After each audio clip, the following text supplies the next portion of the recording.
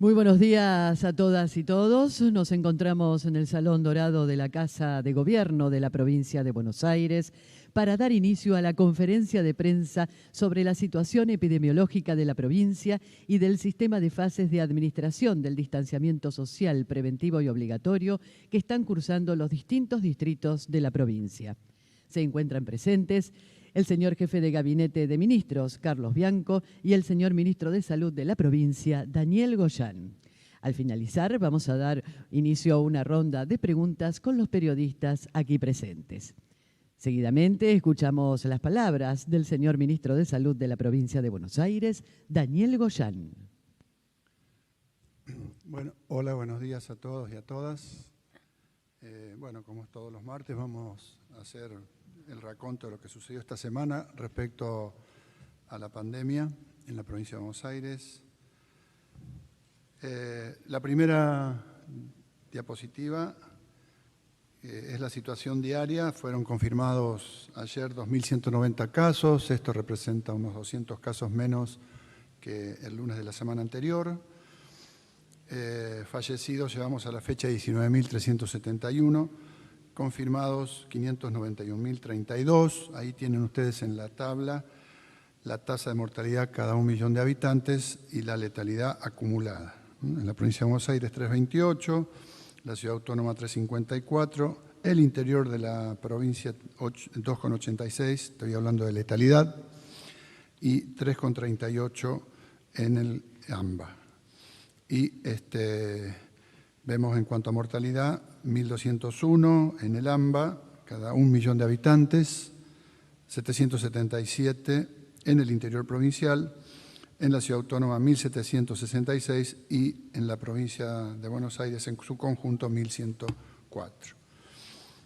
En cuanto a los casos confirmados y a la incidencia cada 100.000 habitantes, son los números que tienen allí, es un comparativo, como hacemos siempre, toda la zona AMBA, desglosando la ciudad autónoma, el interior y el conjunto provincial, como para tener una dimensión, como decimos siempre, ¿no? Es decir, el AMBA es un conjunto epidemiológico, sanitario, económico, social, hay que analizarlo como un conjunto único, y luego, sí, las comparaciones con el resto de la provincia, en donde seguimos viendo la misma secuencia que veníamos viendo ya desde hace bastante tiempo, como están en esta diapositiva, se ve en la primera, en los colores de tono naranja, cómo son las cantidades de casos de incidencia acumulada, pero por el otro lado, en los tonos violetas, vemos cómo se van despintando cuando ya hablamos de los casos activos que quedan. Entonces, esto nos da una idea de la evolución que sigue produciéndose en el mismo sentido de lo que viene sucediendo en las últimas 11 semanas ya, en donde registramos en estas últimas 11 semanas, desde la semana epidemiológica 35, el 24 de agosto, hasta la última, que es la semana epidemiológica 46, del 9 de noviembre al 15 de noviembre, en lo referente a la cantidad de casos en el AMBA, un descenso continuo y permanente, que no se dio nunca. Respecto al total provincial, también, no, dejá la anterior. Respecto al total provincial, vemos en esta diapositiva que también tuvo una tendencia a la baja, con 2 episodios de pequeños aumentos en la semana 37 y 40, pero a expensa del crecimiento que se iba dando en el interior de la provincia. Pero la línea también es descendente, de tendencia descendente en las últimas 11 semanas. Esto lo vemos acá, lo mismo, pero con la cantidad de casos acumulados. Recién estábamos mostrando la cantidad de promedio de casos semanales. Esta es la cantidad de casos por semana. Es la misma tendencia a la baja, en donde nosotros, fíjense que llegamos a tener 39.000 casos en la provincia en la semana 35 en su conjunto, y ahora ya estamos en 16.000. Y el descenso en el AMBA de 39.000 a 16.000, y de casi la semana 24 de casi 35.000, estamos en 9.000 en el AMBA, es decir, un descenso significativo. Vemos también, esto representado en una línea de gráficos, estos descensos. La línea de arriba nos está mostrando que a la fecha estamos con la misma cantidad de casos, es la línea promedio de la provincia de Buenos Aires, estamos con la misma cantidad de casos que nos encontrábamos a mediados de julio. Y si vamos a la del AMBA, estamos con la misma cantidad de casos que nos encontrábamos a mediados de junio. Es decir, la tendencia es francamente al descenso y del lado derecho de la diapositiva vemos la incidencia en donde se ha emparejado un poco más todavía la cantidad de casos que corresponden al AMBA con el resto de la provincia, en una proporción de 55 para el AMBA y 45. Fíjense el progreso que tuvo el interior de la provincia, que es significativo. No obstante eso, hay también allí una caída de casos. En la próxima vamos a ver el nivel de ocupación de cama, otro de los indicadores que nosotros le prestamos mucha atención. En estos momentos, las camas de terapia intensiva de adultos en el AMBA está con una ocupación del 57,72%, lo que implica unas 656 camas ocupadas con pacientes de COVID, y volvemos a hacer una comparación con el 10 de septiembre, que teníamos 1.254 camas ocupadas de las camas de terapia intensivas en el AMBA de adultos con COVID, es decir, prácticamente ya se ha reducido a la mitad la ocupación de camas. El otro indicador nos muestra la misma situación, pero en el interior provincial.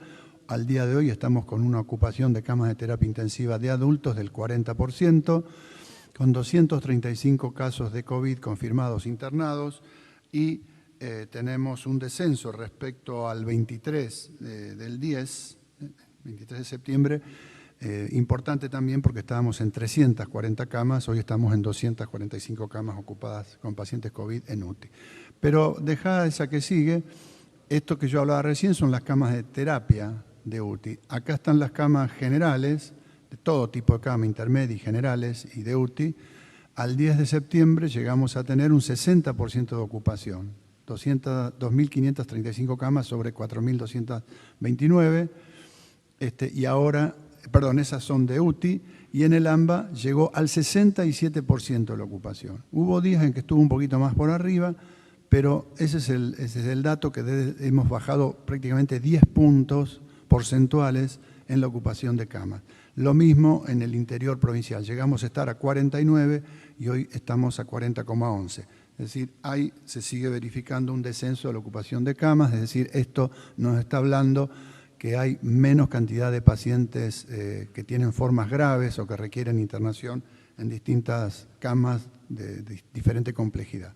Seguimos con los testeos. Como verán, llegamos a tener en septiembre un pico de 11.000 testeos promedio diarios de PCR, siempre hablando de PCR, no estamos contando acá los miles y miles de testeos que se hacen de otras características, de anticuerpos, llamados serológicos, etcétera. Estos son los PCR exclusivamente, y tenemos 1.333.000 testeos realizados en la provincia, con ese pico durante el mes de septiembre, que obviamente ahora empieza a descender porque desciende mucho la cantidad de casos, desciende mucho la demanda de este tipo de testeos. Por el lado de los centros de telemedicina, esta semana pasada tuvimos casi 160.000 llamados diarios.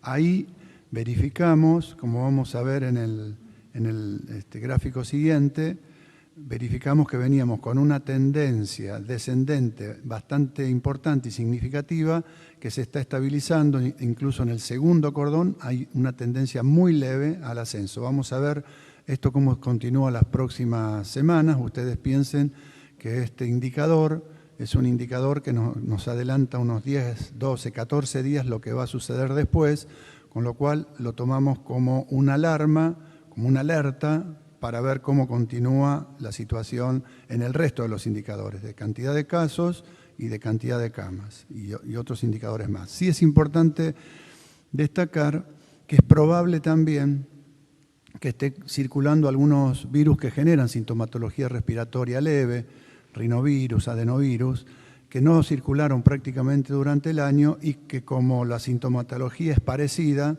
y este es un indicador de percepción, es decir, es gente que llama porque manifiesta que tiene algún tipo de síntomas, también pueda deberse, estamos investigando, eso lo vamos a ir corroborando en los próximos días.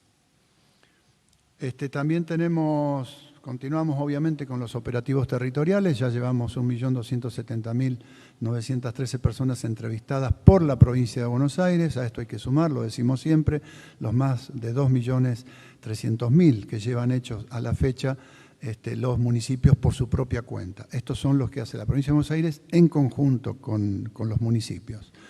Y esta semana hicimos 93 operativos territoriales. También queríamos mencionarlo, algo que ha tomado Estado Público. La provincia de Buenos Aires generó como una más de todas las estrategias para dar respuesta a determinadas descompensaciones que se iban generando en determinados hospitales o regiones sanitarias, cuando por ahí en algún día o en alguna semana caía mucha cantidad de casos a internarse en un hospital.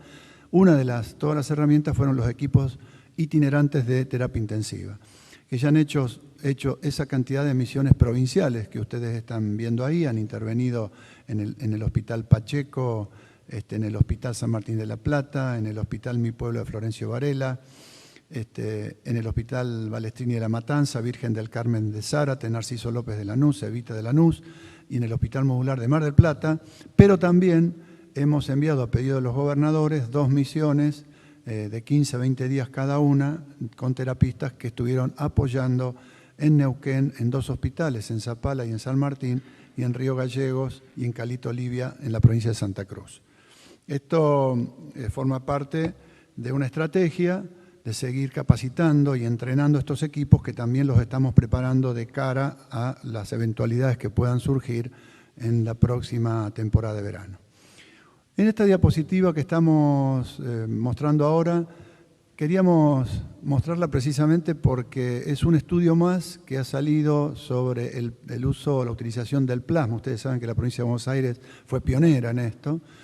El uso de la utilización de plasma en pacientes con COVID, y la verdad que dio resultados bastante similares al propio estudio de ensayo clínico que estamos haciendo en la provincia de Buenos Aires, aunque también en este estudio participó gente de hospitales de la provincia de Buenos Aires, y la verdad que es importante ratificar que el uso adecuado, en el momento adecuado, con los pacientes, obtuvo una tasa de éxito bastante importante. De efectividad tuvimos un 61% de efectividad.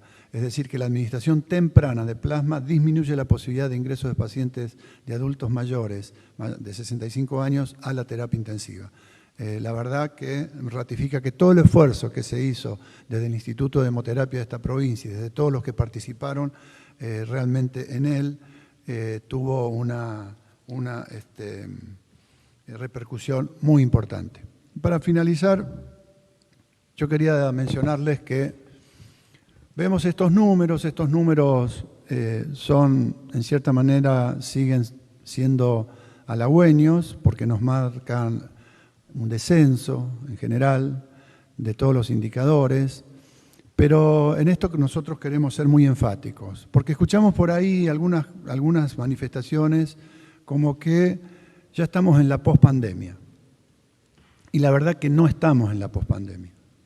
En la pospandemia vamos a estar posiblemente cuando, después de haber podido vacunar a 6 millones, idealmente a 12 millones de bonaerenses, tengamos una realidad epidemiológica completamente diferente, y eso va a ser lo que, si se dan determinadas circunstancias que todos estamos previendo y deseando que sea así, en los próximos meses, cuando empecemos con una campaña masiva de vacunación, pero que tampoco se va a resolver ni en un día, ni en un mes, ni en 2 meses, sino que va a llevar varios meses. Esa campaña masiva de vacunación haría que nosotros, nuestro país, afrontáramos la próxima temporada invernal con una cantidad de gente vacunada y, por lo tanto, con una menor circulación del virus. Pero no es que no va a haber circulación del virus.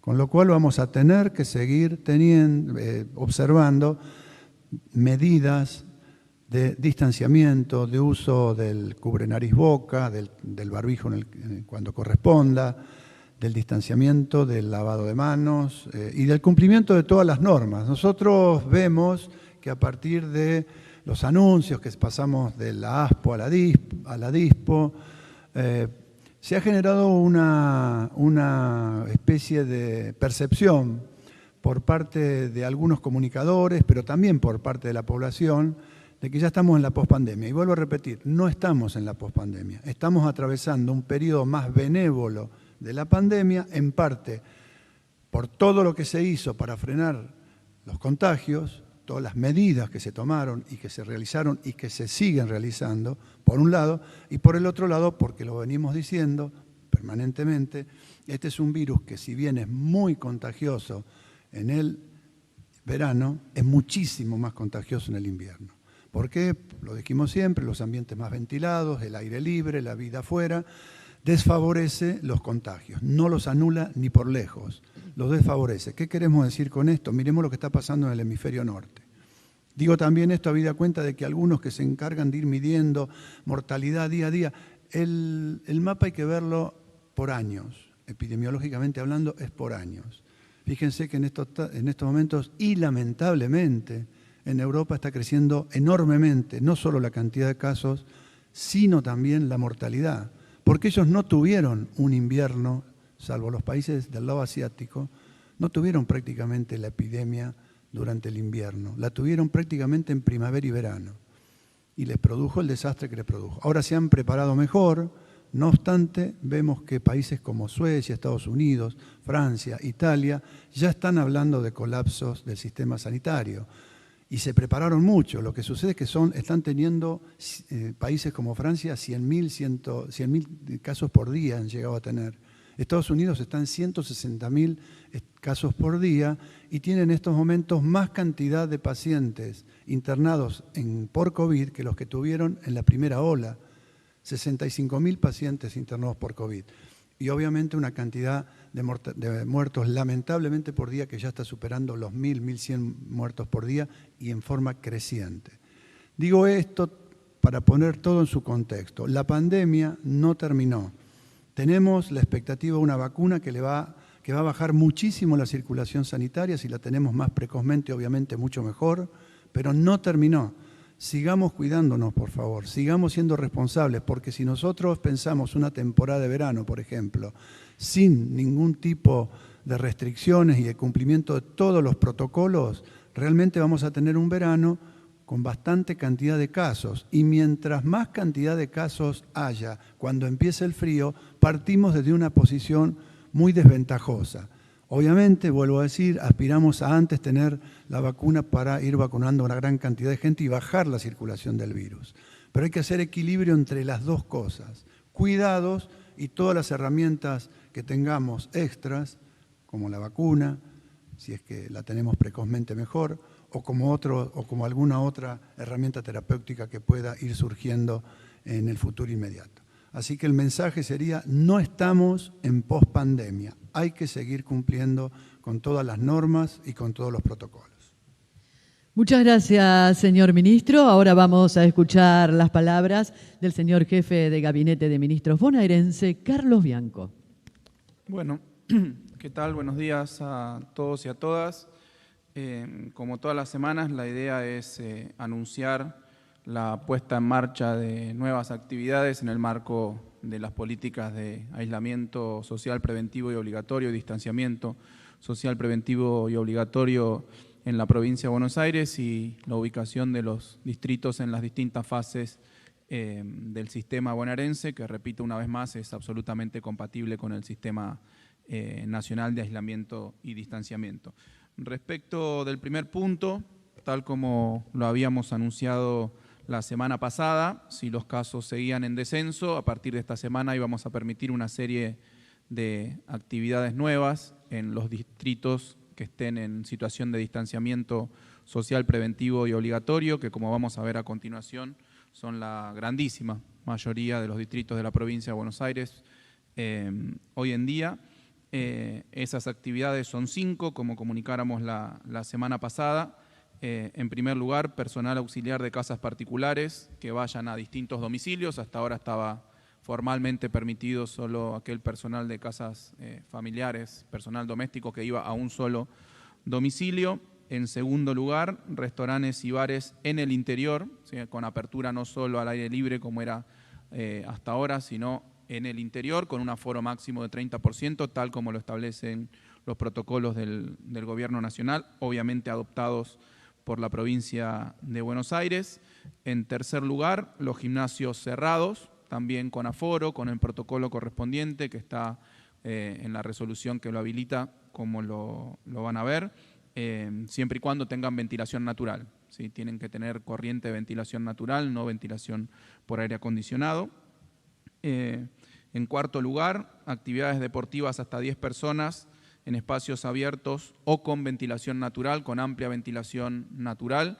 Estos son actividades deportivas incluyendo actividades de contacto, lo que la semana pasada decía como fulbito sí, eso, partidos de fútbol, de vóley, de básquet, todo lo que sea, ese tipo de deportes.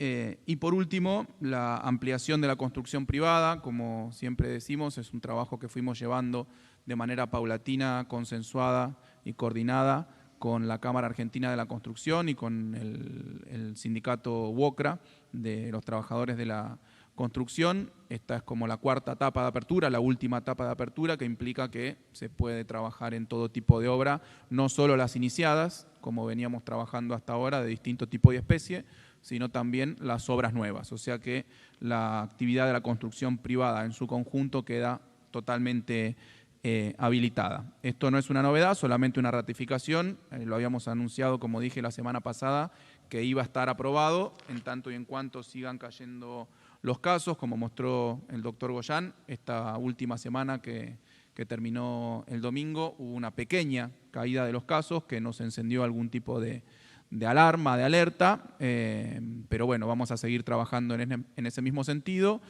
Y en la medida en que sigan cayendo los casos en la provincia de Buenos Aires, en la región del AMBA, en el interior, vamos a ir evaluando distrito por distrito, aglomeración por aglomeración. Podremos ir eventualmente permitiendo algunas nuevas actividades. Me animo a decir que a esta altura más del 90-95% de las actividades productivas, económicas de la provincia de Buenos Aires están habilitadas. Por otra parte, respecto de la ubicación de los distintos distritos en el sistema de fase, vemos que hoy en fase 3, digamos fase equivalente al aislamiento social preventivo y obligatorio, solo quedan 3 municipios. La mayoría de los municipios se encuentran en etapa de distanciamiento, que a los efectos del sistema de fases de la provincia de Buenos Aires son la fase 4 y la fase 5, que además hoy en día ya son muy similares en términos del tipo de actividades que contiene. Hay unas pequeñas, muy leves diferencias en el tipo de actividades que se corresponden a cada una de las fases. Tenemos 116 municipios en fase 4 y 16 municipios en fase 5, la próxima. Los que quedan en fase 3 todavía estamos trabajando para poder terminar de controlar algunos pequeños brotes, y tanto en Roque Pérez como en San Cayetano y en Tandil, si bien han venido cayendo los casos en estas últimas semanas, todavía nos preocupa el alto nivel de ocupación de camas. O sea que por una semana más seguramente nos mantendremos en esa etapa y analizaremos la posibilidad de pasar a distanciamiento a la totalidad de los distritos. Después, en fase 4, hay 3 distritos que han pasado de fase 3 a fase 4, son Balcarce, Castelli, próxima por favor, y San Nicolás. Me he comunicado ayer con los intendentes, estaban de acuerdo, consideraban también, al igual que los datos que nosotros teníamos en la provincia de Buenos Aires, que el brote estaba relativamente controlado, así que vieron con buenos ojos el pase a fase 4, y en fase 5, bueno, a continuación están los 16 distritos que se encuentran en fase 5. Eso en lo que respecta a los temas vinculados al sistema de fases y al control y habilitación de actividades. Me tomo 2 licencias poéticas para analizar un par de temas que me interesan. Uno es solamente, como todos sabemos, hoy es el Día de la Militancia Peronista. Quería saludar a todos nuestros militantes peronistas, que ha sido la militancia que por muchos años ha soportado desde bombardeos hasta proscripciones, hasta desapariciones y muertes, hasta golpes militares, hasta engaños del neoliberalismo en los 90 y que ha florecido a partir de los gobiernos de Néstor Kirchner y Cristina, reflorecido, digamos, y de Cristina Kirchner en la Argentina. Así que quería hacer un saludo muy cálido a todos nuestros militantes. En segundo lugar, y no porque tenga ningún tipo de animadversión o punto especial contra un intendente en particular, lo digo solo como un ejemplo de algo que varias veces ya he mencionado acá en las conferencias de prensa, que me han preguntado varios periodistas, y que tiene que ver con la posición, la verdad que bastante injusta, y que muchas veces falta la verdad de algunos intendentes de la oposición cuando declaran ante micrófonos, y que realmente después es muy distinto cuando uno analiza la realidad. Solamente hacer referencia a unas declaraciones del intendente de Pergamino, Javier Martínez, que ha dicho que desde diciembre del año pasado no recibimos los fondos de la provincia, se refiere a los fondos de la provincia, y la relación está un poco compleja. La verdad que no sé a qué se refiere, nosotros no consideramos que la relación esté un poco compleja con Pergamino, creo que venimos trabajando de manera muy madura y muy razonable. No entiendo bien a lo que se refiere, porque si se trata de asistencia de distinto tipo que le ha dado la provincia al distrito de Pergamino, voy a decir las cuestiones más generales, que no sé de dónde saca que no ha llegado asistencia de la provincia desde diciembre, que no han llegado los fondos de la provincia desde diciembre. Miren, en materia de salud, se han enviado, si bien esto es un hospital provincial, obviamente es un hospital que atiende a los pergaminenses fundamentalmente, el Hospital San José de Pergamino, 17 respiradores, 15 monitores multiparamétricos, 29 bombas de infusión, 12 camas de cuidados intensivos, 15 camas de cuidados intermedios. Los principales insumos, después están los barbijos, etcétera. Estoy diciendo los principales equipamientos en este caso, más que insumos. Después, que él dice que no, el intendente dice que no le llegaron las transferencias de provincia. Nosotros tenemos dos tipos de transferencias hacia los municipios, las que gotean directamente, que tienen que ver con asistencias y transferencias por ley de la provincia, la coparticipación, fondo de financiamiento educativo, etcétera, etcétera, etcétera. Pergamino recibió lo que le corresponde, ¿no? Digo, pero llegó a Pergamino 680 millones. Pero además, sin que necesariamente le corresponda, sino que fue una definición política de nuestro gobernador de asistir a todos los municipios de la provincia de Buenos Aires con criterios objetivos, equitativos, recibió como aportes del Tesoro Provincial casi 63 millones de pesos, como fondo especial de emergencia 23 millones de pesos y casi 2 millones de pesos por el Fondo de Cultura y Turismo, un total de 88 millones de pesos que el gobernador decidió otorgar en un marco obviamente muy complejo, un marco de caída de la recaudación, un marco de aumento de los gastos por la pandemia, una necesidad de pagar en todos, que es una definición política que tomó nuestro gobernador, de que en todos los distritos de la provincia de Buenos Aires no haya problemas en el pago de los salarios y todos los distritos pudieron pagar sus salarios en tiempo y forma, en muchos casos a partir de la asistencia financiera que dio la provincia. También se recibió casi 6 millones de pesos del Banco Provincia en préstamos para obra pública. Y por último, también se están haciendo muchas obras con muchos pagos que se han realizado en el distrito de Pergamino desde diciembre de 2019. Quiero decir, obras que estaban neutralizadas, como se dicen en la jerga, es decir, que habían quedado paralizadas por falta de pago por el gobierno anterior, que nosotros las hemos retomado, obras grandes, obras estructurales, que hemos puesto nuevamente en marcha y que estamos a partir de diciembre realizando los pagos correspondientes a las empresas que han ganado las licitaciones. Una obra importante de agua potable en la localidad de Pinzón, por un monto de casi 20 millones. Nosotros hemos erogado 1.600.000 pesos. Digo la más importante, son varias, ¿no? Un plan de conectividad vial de repavimentación, una obra que tiene un valor total de 41 millones de pesos. Desde diciembre hemos pagado casi 12 millones de pesos.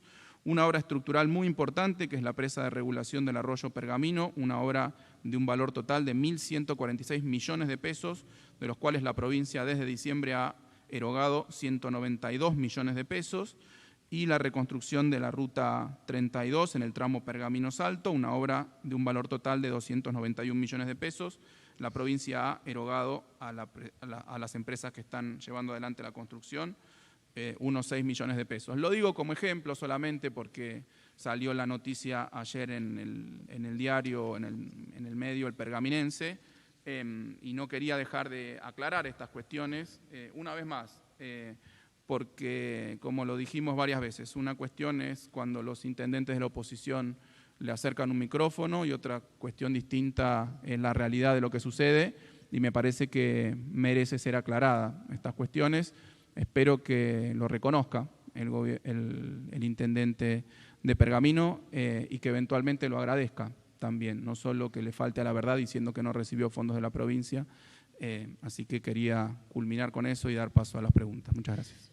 Muchas gracias, señor jefe de gabinete bonaerense. Ahora vamos a comenzar con la ronda de preguntas. Les vamos a solicitar a cada periodista, por favor, que se presente indicando a qué medio representa. Muchas gracias. ¿Qué tal? Buen día. María Belén Bartoli, del Destape. La semana pasada, Bianco, dijiste que también se iban a permitir las actividades religiosas de hasta 20 personas, que era una disposición de nación. No sé si eso al final se va a dar, de ser así, ¿por qué 20 y por qué actividades religiosas?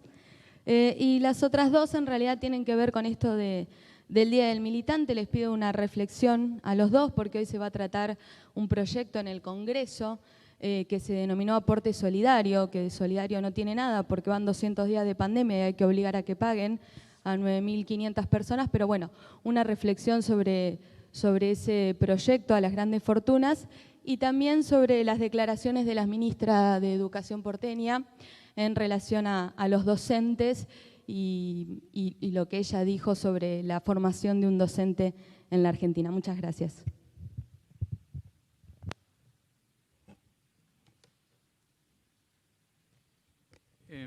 Sí, respecto del tema de actividades religiosas, lo que dije la semana pasada es que ya estaban habilitadas, hace un tiempo ya las teníamos habilitadas, pero que a diferencia de las otras actividades sociales, digamos, que tenían un tope máximo de 10 personas, en conjunto con la definición del Gobierno Nacional estaban habilitadas hasta 20 personas. Es algo que trabajamos con los distintos cultos para permitir cierta escala mínima, ¿no?, de participación en las misas y en los distintos cultos. Ese es un punto. Respecto del proyecto de aporte solidario, obviamente decir que estamos de acuerdo con dicho proyecto, que es un proyecto que por única vez implica un pago justamente extraordinario en el marco de una situación muy compleja, que nos parece absolutamente razonable, absolutamente justo, que aquellos que tienen mayor capacidad contributiva, sobre todo en un marco, como dije recién, tan complejo, puedan ser solidarios con el resto de la población, solidarios con un gobierno que ha hecho muchísimo esfuerzo financiero, humano, un gobierno y sus trabajadores, ¿no? Y una población en general que ha hecho un esfuerzo tremendo desde que apareció la pandemia. Recordemos que nosotros venimos de un contexto de crisis económica de hace 2 años, en donde ya la población la venía pasando mal, y que a esto se le ha sumado la pandemia con la consiguiente caída de ingresos muy fuerte,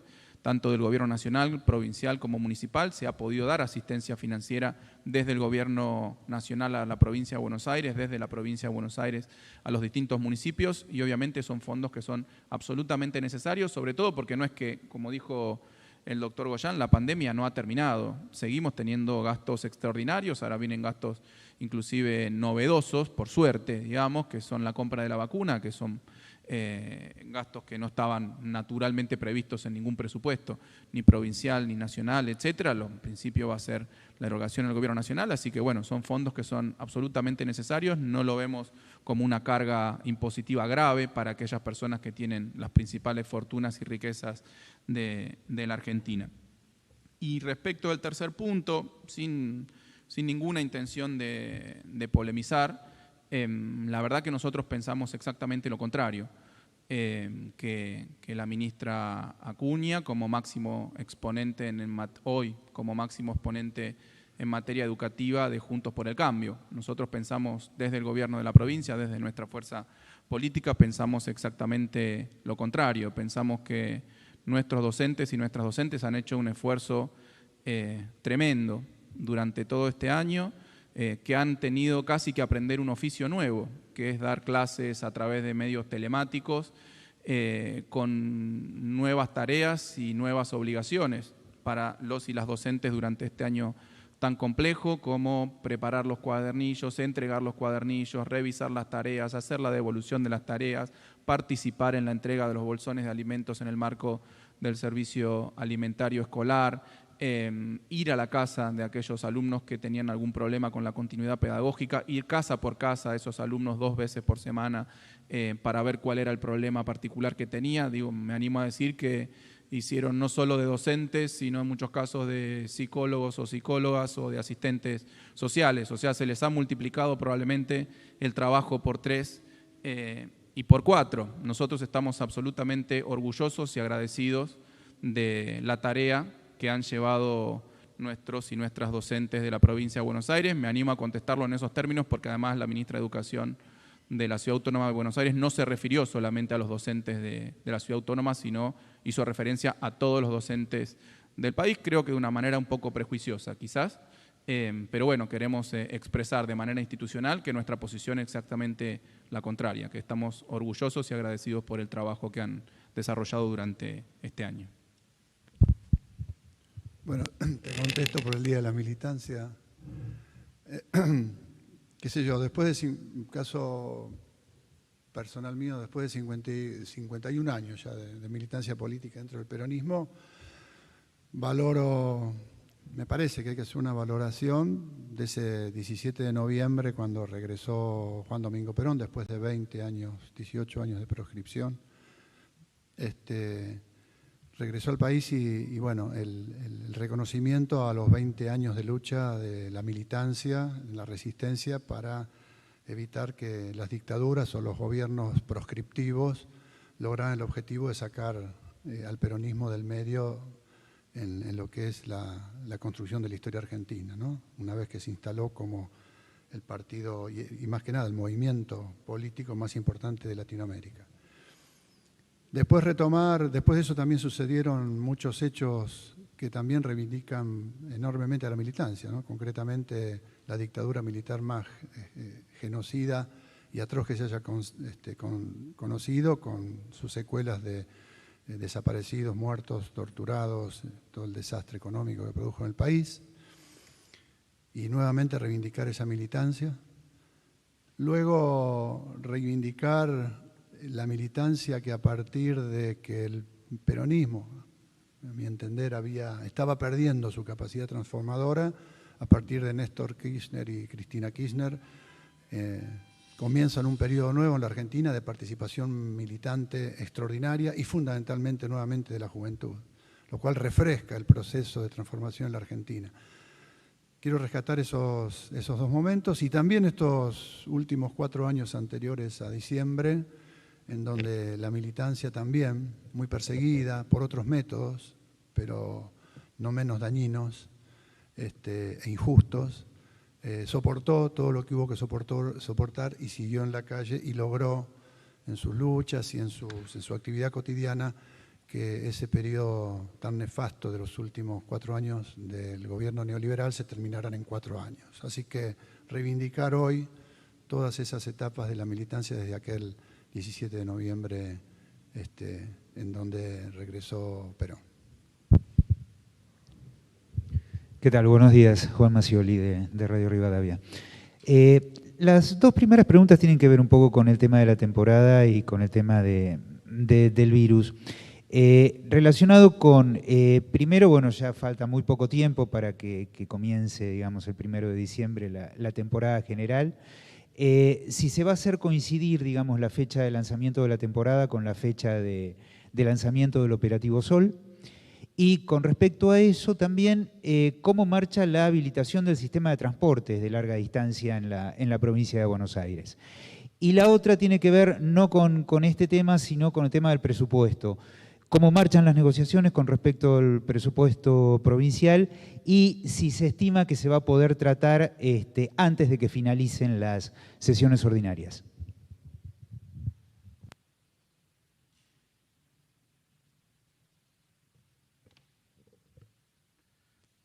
Sí, muchas gracias.